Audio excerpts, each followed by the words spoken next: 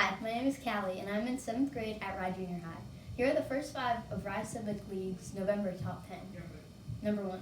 Yes, your tax rate went up 15%. It could have gone up 23%. The Select Board used almost $2 million from the unassigned fund balance to pay down what needs to be raised through the property tax. The tax rate is based on the expenditures that Rye voted for in March 2023. How all this works is explained at the annual Rye Civic League budget presentation. Be on the lookout for that presentation in late January 2024. Number 2. The Select Board has accepted the 2024 Capital Improvement Plan that maps out large projects at the town, schools, Rye water, sewer, etc., and that may need to be funded in the next 5 years. This plan includes $6.5 million in capital improvements in 2024, including $3.3 million in DPW and $1.6 million in Rye Water District. Number 3. For 2024, the draft town operating budget is up $1.05 million, or 8.57%, which does not include any of the mentioned capital improvement projects or other warrant articles, all of which will be discussed at the February 3rd deliberative meeting and voted on at the March 2024 ballot voting.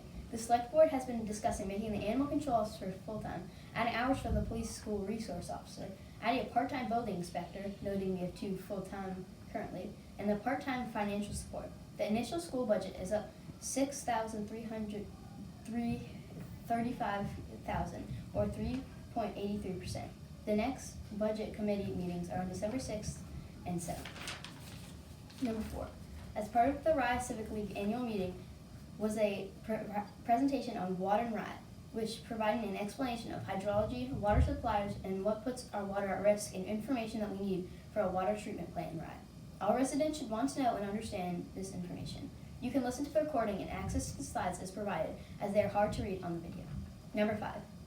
A Rye 400 event was held where Anne Jennison presented on the impact of 500 years of colonization on the Abenaki people of the Northeast. Her talk focused on the history of these indigenous people and the first on the North American continent to interact with and be profoundly impacted by the European colonization. Also, the Rye 400 fundraiser provided $30,000 for the new RES program. Hi, my name is Apollo Londoff, and I'm in 8th grade at Rye Junior High. Here are the next 5 from the top 10 for this month. Rye Heritage Commission votes to move forward with restoration of the historic gazebo. It is currently behind Town Hall. 7. The Zoning Board of Adjustment, ZBA, approved a 780-inch long 2x3 stone retaining wall at Wentworth by the Sea Country Club. The Conservation Commission letter points out this wall will have a total impact of 1,561 square feet. ZBA minutes quote Wentworth by the Sea Country Club that this is to protect the property from flooding, to keep golf balls from entering and plugging the salt marsh, and to create a barrier discouraging golfers from entering the highly sensitive area. Wentworth by the Sea Country Club statement also says the project proposes a total of 6,094 square feet of permanent and temporary impact on adjacent freshwater wetlands. 8. Conservation Commission heard plans for demolishing Brits Bits and replacing with a mixed-use structure. 9. Recreation Commission presented an updated master plan that includes softball fields, replacing modular buildings, tennis/pickleball, and more. 10. Department of Public Works, DPW, discussed spending $1.4 million to replace the town's refueling station that is in the Garland Well, Rye Water District primary well. Well ahead, protection zone, town, police, and a fire all use this refueling station. Thank you. Go. Good morning. I'm Alex Herlihy with the Rye Civic League, and today's theme for the history note is farming in Rye. And we are standing at the Brown Lane Farm, as you can see here, conserved by the Brown family in 2020 and managed by the Rye Conservation Commission. So the location is just off West Road, close to the corner on West Road when you come off Washington. And this is a very historic area. And as you will see when we move over to one of the 7 signs that we've been talking about in the last few months, we picked out the farming one today. And so this is one of the signs where you won't see it driving down the road. You have to turn into a little parking area. There's plenty of room to park. But as you will see on the sign, it also includes a walking trail. So this is a wonderful, yet another place that has been donated land managed by the Conservation Commission. And it's just opened up yet even more walking area for Rye residents. Now, farming history goes way back. Roger Philbrick had a wonderful event at the church in October in which he talked some about the Philbrick farming. But when we go back in history, 1700s, particularly 1800s, you look at all the historic houses in Rye, over 300 of them, every single one of those houses that still stands, that was a farm. And over time, of course, farming changed.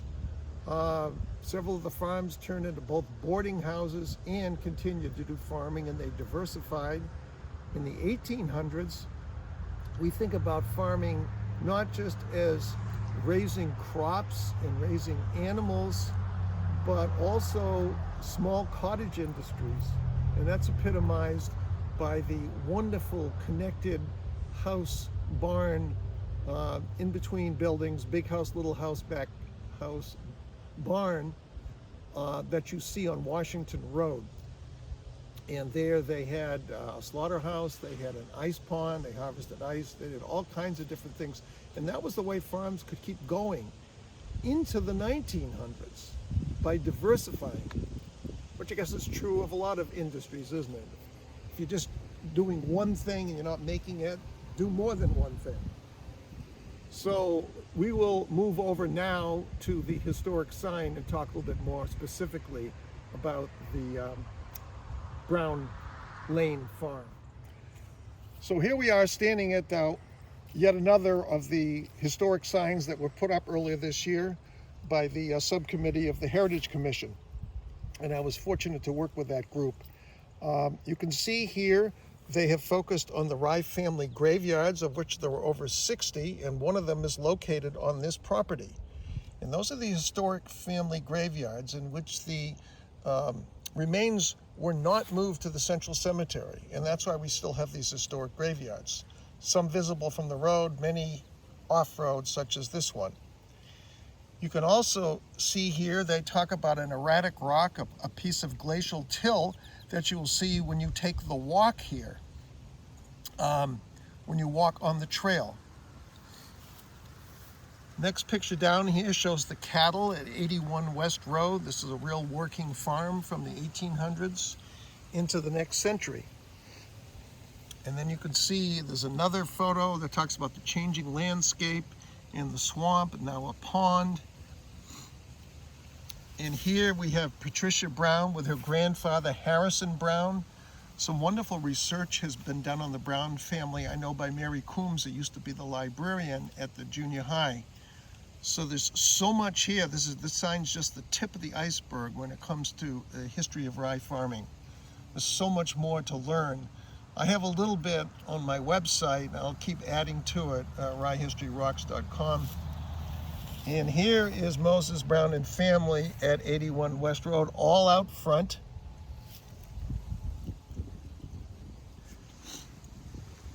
And the last sentence here is particularly interesting. It says, they raised all kinds of things, animals, grew things and so forth. Rye families drove the scary, dark, tree-lined Lafayette Road where nobody lived to sell their goods at Market Square in Portsmouth.